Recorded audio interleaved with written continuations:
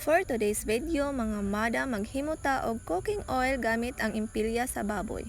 Bali usani ka kilo nga impilya sa baboy mga madam nga nagkantidad og 20 pesos. So daghan sa ato maglikay og fat oil sa baboy tungod kay makataas daw kini og cholesterol levels hinungdan sa cardiovascular disease or sakit sa puso.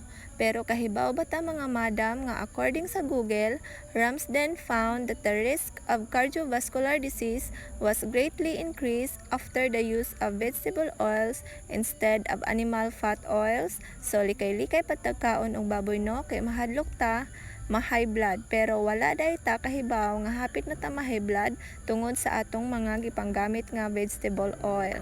Bitaw mga madam, dali ra magluto og impilya sa baboy imo ra kining hiwaon sa imong gusto nga pagkahiwa ug pagkahuman hugasan ug itak-ang sa nagdilaab nga kadyo. So kahibaw ba pud ta mga madam nga kung magprito ta og mga pagkaon, mas less mo absorb sa pagkaon ang animal fat oil kaysa vegetable oil. So dili ra daay ta makatipid kay 20 pesos ra ang impilya, unsa sugnod pinunit ra sa gawas, ma-healthy pa jud daay ta. So after mga ilang minuto mga madam, mauna ni ang resulta sa atong impilya sa baboy. Nanggawas ang daghang mantika mga madam, hapit mapuno ang atong kaldero. So pwede na ni nato hauno og atong pabugnawon ang mantika.